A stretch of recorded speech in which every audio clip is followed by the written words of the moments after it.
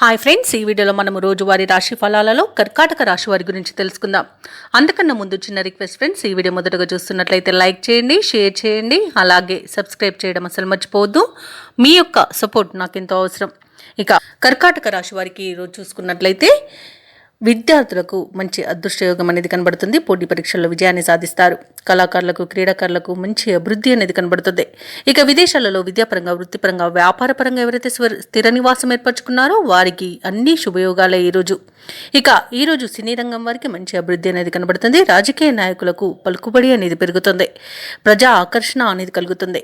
ఇక అన్నింటా విజయాన్ని పొందుతారు.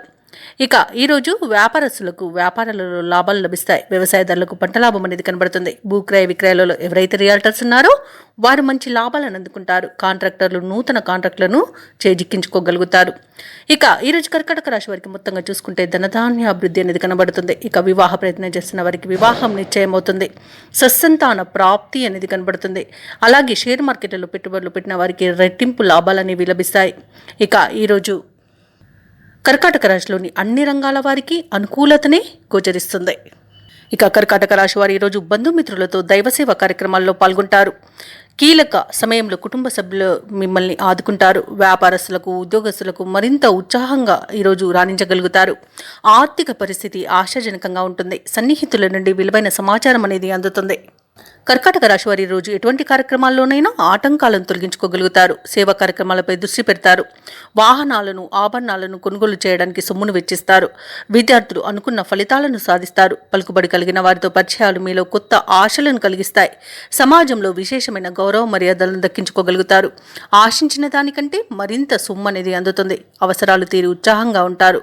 ఇక ఆర్థికపరమైన విషయాలపై ఇబ్బందులు తీరిపోతాయి. కుటుంబంలో ఆహ్లాదకరమైన వాతావరణం అనేది ఉంటుంది.